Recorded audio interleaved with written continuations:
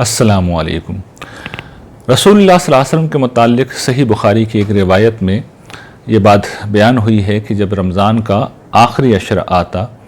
تو آپ صلی اللہ علیہ وسلم حدیث کے الفاظ یہ ہیں کہ شدہ میں ازرہ،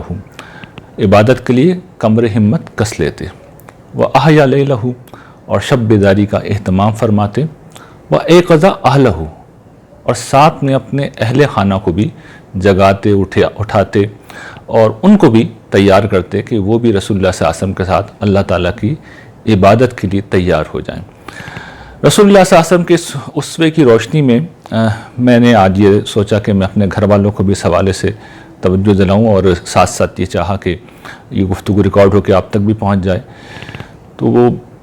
ہم یہ کرتے ہیں اس موقع کے اوپر جب رمضان کا آخری عشرہ آتا ہے کہ اللہ تعالیٰ کی ہم سب عبادت کرتے ہیں، اس لیے کہ شب قدر آ رہی ہوتی ہے۔ جو لوگ اعتکاف میں بیٹھتے ہیں وہ اللہ تعالیٰ کی عبادت کا بہت خصوصی اہتمام کرتے ہیں، اور سب لوگ کم سے کم یہ اہتمام کرتے ہیں کہ کسی ایک رات کے اندر تو وہ جاگ کے اللہ تعالیٰ کی عبادت کریں۔ اچھا، عبادت میں بھی ہمارا طریقہ یہ ہوتا ہے کہ ہم نمازیں پڑھتے ہیں، دعائیں مانگتے ہیں، قرآن مجید پڑھتے ہیں۔ اچھا، اس میں جو چیز اہم ہے وہ یہ کہ ہم جب نماز پڑھتے ہیں تو ہوتا یہ کہ ہمیں نہیں پتہ ہوتا کہ ہم نے کیا پڑھا ہے۔ اللہ اکبر سے ہم نماز شروع کرتے ہیں، السلام علیکم ورحمۃ اللہ تک جب ہم نماز پڑھ چکتے ہیں تو ہمیں نہیں خبر ہوتی کہ ہم نے کیا الفاظ ادا کیے، ان کے معنی کیا ہیں۔ اکثر ہماری نمازیں ایسی ہوتی ہیں، ہم قرآن مجید پڑھتے ہیں، ہمیں نہیں سمجھ میں آ رہا ہوتا کہ اس میں کیا لکھا ہوا ہے۔ اسی طریقے سے دعائیں ہم مانگتے ہیں، اپنی زبان میں مانگتے ہیں تو ہمیں سمجھ میں تو آ رہا ہوتا ہے کہ ہم کیا مانگ رہے ہیں، لیکن یہ کہ بس ہم دعا مانگ کے فارغ ہو جاتے ہیں۔ اچھا، ایک یہ طریقہ ہے، میں اس پہ کوئی تبصرہ نہیں کر رہا، میں آپ کے سامنے ایک دوسری چیز رکھ رہا ہوں جو رسول اللہ صلی اللہ علیہ وسلم کے ایک ارشاد کی روشنی ہی میں مجھ پہ واضح ہوئی، اور میں چاہتا ہوں کہ وہ آپ کے ساتھ شیئر کروں۔ رمضان کے حوالے سے رسول اللہ صلی اللہ علیہ وسلم نے ایک بات جو ارشاد فرمائی وہ یہ کہ من صوم رمضان ایمان و احتسابا غفر لہ ما تقدم من ذنبہ، جس شخص نے ایمان و احتساب کے ساتھ رمضان کے روزے رکھے اس کے پچھلے گناہ معاف کر دیے جاتے ہیں۔ یہی بات رمضان کی راتوں میں عبادت کرنے یا نماز پڑھنے کے لیے کہی گئی ہے، یہی بات لیلۃ القدر کی عبادت کے بارے میں کہی گئی ہے۔ اس روایت میں جو ایمان کا لفظ ہے، اس کی کیا مطلب ہے، اس کے کیا نتائج ہیں جو ہماری زندگی پہ نکلتے ہیں، میں چاہتا ہوں کہ اس پہ تھوڑی سی آپ کو میں توجہ دلا دوں۔ دیکھیے، یہ جو ایمان ہے، میرا اور آپ کا ایمان ہے، یہ ایمان اصل میں ہمیں ہمارے گھر سے ملا ہے۔ اچھا، ہماری روایت میں، ہمارے فرقے میں بہت سی چیزیں مانی جاتی ہیں تو ہم اللہ کو بھی مان لیتے ہیں، اور کچھ نیکی کا ہمارے اوپر غلبہ ہوتا ہے تو رمضان کے روزے بھی ہم رکھ لیتے ہیں، ہم عبادت بھی کر لیتے ہیں، لیکن یہ پورا پروسیس وہ ایمان اصلاً نہیں ہوتا جو قرآن مجید کا ایمان ہے۔ قرآن مجید میں جس ایمان کا آپ تعارف پڑھیں گے وہ ایک بڑی مختلف چیز ہے۔ اس ایمانیات میں اللہ تعالیٰ کی ہستی، ایمان مفصل یا ایمان مجمل کے جو عناصر ہیں اس میں سے کوئی ایک چیز نہیں ہے۔ اللہ رب العالمین قرآن مجید میں ایک ایسی ہستی کے طور پہ سامنے آتے ہیں جو سب کچھ ہیں، جو سب کچھ دینے والے ہیں، اور جن کی طاقت بے پناہ ہے، جن کی قوت بے پناہ ہے، جن کا اقتدار بے پناہ ہے، اور پورا قرآن مجید اصل میں اسی چیز سے بھرا ہوا ہے۔ اللہ تعالیٰ کا تعارف کرا رہا ہے یا اس کی تعریف کر رہا ہے۔ وہاں سے جو خدا ہمارے سامنے آتا ہے، میں چاہتا ہوں کہ تھوڑا سا اس کو آپ کے سامنے میں اس کا تعارف کراؤں اس کا، اور اس کے لیے مجھے کہیں دور جانے کی ضرورت نہیں ہے۔ یہ جو روزے کے اندر کھانا پانی ہم چھوڑ دیتے ہیں اور ہمیں محسوس ہوتا ہے کہ بھوک کیا ہے، پیاس کیا ہے، اسی کو لے لیتے ہیں۔ یہ جو کھانا ہم کھاتے ہیں نا افطار کے اندر اور سحر میں، اور بہت ذوق و شوق سے کھاتے ہیں، بہت اہتمام سے کھاتے ہیں، اور یہ جو پانی ہم پیتے ہیں گرمیوں کے روزوں میں اور پیتے چلے جاتے ہیں، آپ کو پتہ ہے یہ جو ایک گھونٹ پانی ہے اور کھانے کا ایک نوالا ہے، میرے اور آپ کے منہ میں جب آتا ہے، اس کے لیے پوری کائنات کو حرکت میں آنا پڑتا ہے۔ سورج اپنی کرنیں سمندر کے اوپر برساتا ہے، سمندر اپنے پانی کو اوپر بھیجتا ہے، اس کے بعد وہ پانی تبدیل ہوتا ہے بخارات میں، اور پھر بادل بنتے ہیں، اور پھر ہوائیں ان بادلوں کو اپنے کندھوں پر ہزاروں میل کا سفر طے کراتی ہیں، پھر کبھی وہ میدانوں میں برستے ہیں، پھر زمین اپنی زرخیزی کو فصل کو دیتی ہے اور فصل اگتی ہے، کبھی وہ پانی پہاڑوں پہ جا کے اسٹور ہو جاتا ہے اور پھر سارا سال دریا کی شکل میں بہتا رہتا ہے، اور کہیں زمین کے چشموں میں اور کنووں میں ہمارے لیے محفوظ کر دیا جاتا ہے۔ اس سے جو پیداوار ہوتی ہے ہم بھی کھاتے ہیں اور جانور بھی کھاتے ہیں، پھر ان جانوروں کو ہم اپنی غذا کے طور پہ استعمال کرتے ہیں۔ تو آپ نے غور کیا، یہ جو ایک سالن ہم کھاتے ہیں، ایک روٹی ہم کھاتے ہیں، پانی کا ایک گھونٹ جو ہم پیتے ہیں، اس کے لیے پوری کائنات حرکت میں آ رہی ہے، اور ہم ایک پیسہ نہیں دیتے اس مقصد کے لیے۔ ہم غذا یقیناً خوراک خریدتے ہیں، لیکن وہ تو دکاندار کو دے رہے ہوتے ہیں، اللہ تعالیٰ کو تو ہم کچھ نہیں دے رہے، اور اس دکاندار کو بھی اصل میں اللہ تعالیٰ نے دیا ہے۔ ہر شخص کو اللہ تعالیٰ دے رہے ہیں، اس کو ہم کچھ نہیں دے رہے۔ قرآن مجید اس عظیم ہستی کا تعارف کراتا ہے اور بتاتا ہے کہ یہ تمہارا رب ہے، رب مہربان ہے، رب کریم ہے۔ قرآن مجید کا تعارف یہیں سے شروع ہو رہا ہے، اس کا آغاز یہیں سے شروع ہو رہا ہے، الحمدللہ رب العالمین الرحمن الرحیم۔ وہ جو رب ہے جو پوری کائنات کو پال رہا ہے، اس کا مالک ہے، وہ سارے شکریہ کا مستحق ہے، سارا شکر اس کے لیے ہے، اس لیے کہ وہ اپنی ذات میں رحمان اور رحیم ہے، اسے کسی کو کچھ دینا نہیں ہے، یعنی اس کا اوپر کوئی حق قائم نہیں ہو رہا کسی کا، میرا اور آپ کا کوئی حق قائم نہیں ہو رہا، وہ اپنی رحمت کی بنیاد پہ دے رہا ہے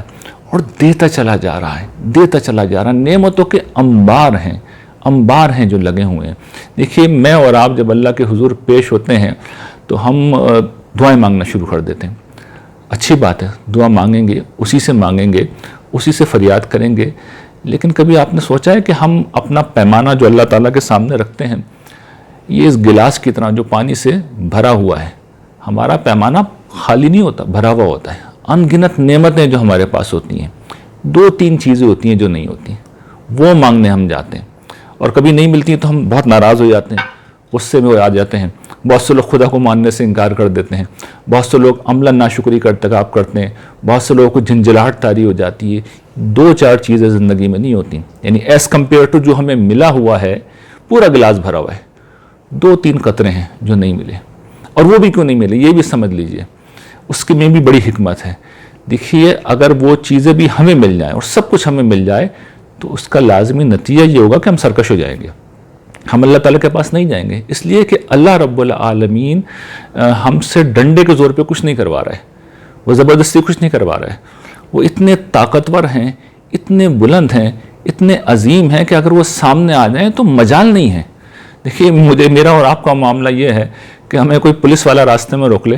تو ہم گھبرا جاتے ہیں، بہت سے لوگوں کی ٹانگیں کانپنے لگتی ہیں، کبھی جیل جانا پڑے خدا نخواستہ، تھانے میں جانا پڑے، کچہری میں جانا پڑے، عدالت میں جانا پڑے، تو آپ دیکھیے ہم کتنے پریشان ہو جاتے ہیں۔ اللہ رب العالمین کے سامنے جس روز پیش ہوں گے، آپ اندازہ کیجئے کائنات کا خالق، کائنات کا مالک، اس کی عظمت کے سامنے ہمارا کیا حال ہوگا۔ اور اس کی عظمت کا معاملہ یہ ہے، اس کی قدرت کا معاملہ یہ ہے کہ کائنات کی ہر شے اس کے سامنے مجبور محض ہے۔ چاند، سورج بندے ہوئے ہیں اس کے حکم میں، جیسا اس نے فرما دیا ویسے ہی حرکت کر رہے ہیں۔ زمین، موسم، دن،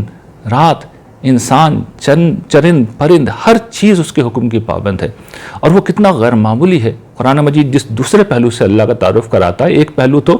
اس کی رحمت کا ہے، ایک پہلو تو اس کی رحمت کا ہے، دوسرا پہلو اس کی عظمت کا ہے، وہ کتنا غیر معمولی ہے۔ آپ اس کو اس طرح سمجھیے نا کہ آپ اگر میری بات اس وقت سن رہے ہیں تو آپ کسی اور کو نہیں سن سکتے، آپ کسی اور کو دیکھ بھی نہیں سکتے، لیکن اللہ رب العالمین اس لمحے مجھے بھی دیکھ رہے ہیں، مجھے بھی سن رہے ہیں، آپ کو بھی دیکھ رہے ہیں، اور اس کائنات کی ہر شے کو دیکھ رہے ہیں، ہر انسان کو دیکھ رہے ہیں، 7 آسمانوں میں جو کچھ ہے اسے بھی دیکھ رہے ہیں، اور اس طرح دیکھ رہے ہیں، اس طرح سن رہے ہیں کہ ایک کا دیکھنا، ایک کا سننا انہیں دوسرے سے غافل نہیں کر دیتا، کسی اور سے غافل نہیں کر دیتا۔ یہ پوری کائنات کا نظام وہ چلا رہے ہیں، انہیں نہ نیند آتی ہے، نہ اونگ آتی ہے، نہ وہ تھکتے ہیں، اور کائنات کی ہر شے دست بدستہ ان کے سامنے کھڑی ہوئی ہے، ان کی اطاعت پہ مجبور ہے۔ اتنا عظیم رب، تو اللہ تعالیٰ کا منصوبہ قرآن مجید ہمارے سامنے رکھتا ہے کہ ایک روز تمہیں اس کے پاس جانا ہے۔ تو اس دنیا میں اللہ تعالیٰ نے جو 2-4 چیزیں تمہیں نہیں دی ہیں، وہ اس لیے نہیں دی ہیں کہ تم اس کی پرستش کرو، اس کی عبادت کرو۔ تمہاری گوٹ اس لیے پھنسائی گئی ہے کہ اگر گوٹ نہیں پھنسائی جائے گی تو تم سرکش ہو جاؤ گے، اور پھر جب اس کے حضور پہنچو گے تو وہاں مجرم کی طرح پہنچو گے۔ تو اللہ تعالیٰ یہ نہیں چاہتے، وہ یہ چاہتے ہیں کہ یہاں پہ بھی انہوں نے 99% دے رکھا ہے تو وہاں وہ 100% دیں، اور وہاں کا 100% کیا ہے؟ وہ جو جنت کی بادشاہی ہے، وہ سب سے بڑی نعمت ہے۔ دیکھیے، ہم گھبراتے ہیں، موت سے گھبراتے ہیں، بیماری سے گھبراتے ہیں، ہم غریبی سے گھبراتے ہیں، ہم بدصورتی کو برا سمجھتے ہیں، ہم مفلسی کو برا سمجھتے ہیں، ہم محرومی کو برا سمجھتے ہیں، تو جنت وہ جگہ ہے جہاں پر زندگی ہے، جہاں موت نہیں ہے، جہاں پر صحت ہے، جہاں بیماری نہیں ہے، جہاں حسن ہے، جہاں بدصورتی نہیں ہے، جہاں صرف لطیف خوشبوئیں ہیں، وہاں پر کوئی بدبو نہیں ہے، وہاں پر صرف اعلیٰ اخلاق ہے، وہاں پر کوئی بد کلامی نہیں ہے، وہاں پر طاقت ہے، وہاں پر کوئی ناتوانی نہیں ہے، وہاں پر جوانی ہے، وہاں پر بڑھاپا نہیں ہے، ہر خیر ہے، ہر نعمت ہے، ہر آسانی ہے، ہر سلامتی ہے، ہر عافیت ہے، اللہ تعالیٰ کی ہر نعمت وہاں موجود ہے اور ہمارے لیے وہاں پر تیار ہے۔ اللہ نے ہم سے وعدہ کر رکھا ہے اور یہ ہمیں بار بار یقین دلایا قرآن میں کہ وہ اپنے وعدے کے خلاف نہیں کرتے۔ وہ اس درجے میں جا کے کہتے ہیں، ان کی رحمت کا ظہور اس طرح ہوتا ہے کہ وہ کہتے ہیں کہ میں تمہیں 1 کے 10 تو کم سے کم دوں گا، ورنہ 700 گنا تک دوں گا۔ اب سوچئے، آپ 1 روپیہ دیں گے،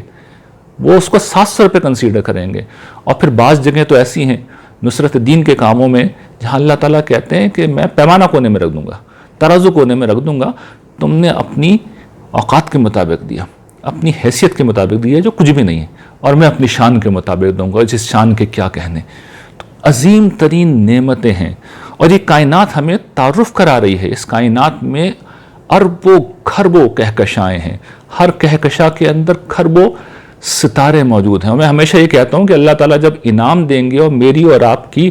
ہر سانس کے بدلے میں، اور ہم ایک دن کے اندر 23,000 دفعہ سانس لیتے ہیں، ہر سانس کے بدلے میں، پوری زندگی میں جتنی سانسیں ہم نے لی ہیں اس کے بدلے میں 1 ستارہ بھی ہمیں دیں، تو ان کے پاس ستارے زیادہ ہیں، ہمارے پاس سانسیں کم ہیں۔ اور ہم وہ لوگ ہیں جو چھوٹا سا گھر بنانے کے لیے 1000 گز تو خیر بہت بڑی بات ہے، 500-200 گز کا گھر، 5 کنال کا گھر، چھوٹا سا گھر، جتنا بڑا بھی ہمارے حساب سے ہو، وہ زمین کے حساب سے تو بہت چھوٹا ہے، اس کے لیے ہم زندگی لگا دیتے ہیں، زندگی لگا دیتے ہیں، اور بیشتر لوگ تو یہ بھی نہیں حاصل کر پاتے۔ اور کہاں یہ کہ انعام میں بڑے بڑے ستارے مل رہے ہیں، اس زمین جیسی پتہ نہیں کتنی زمینیں کھربوں کی تعداد میں جو دی جائیں گی۔ تو نعمتوں کا ایک انبار ہے جو تیار ہے۔ تو جو کریم ہستی، جو مہربان ہستی، یہ سب کچھ خزانہ لٹانے کے لیے تیار ہے۔ ہمارے پاس اسے دینے کے لیے کیا ہے؟ بے روح نمازیں، جن میں ہمیں کچھ نہیں پتہ ہوتا کہ ہم کیا پڑھ رہے ہیں۔ ہم جاتے ہیں اور بھکاریوں کی طرح سوال کرنا شروع کر دیتے ہیں، ایک لفظ شکریہ کا نہیں کہتے، اور نعمت مل جائے تو پلٹ کے نہیں پوچھتے۔ یہ ہیں ہم، یہ ہے ہمارا کردار۔ تو کیا قرآن مجید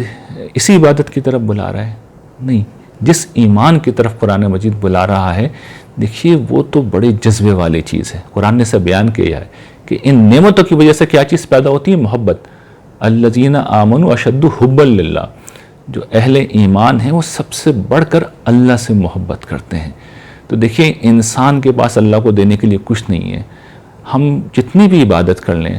رکوع کر لیں، قیام کر لیں، سجدے کر لیں، آپ جان لیں کہ کائنات کی ہر شے پہلے دے چکی ہے اللہ تعالیٰ کو۔ اللہ تعالیٰ کے حضور میں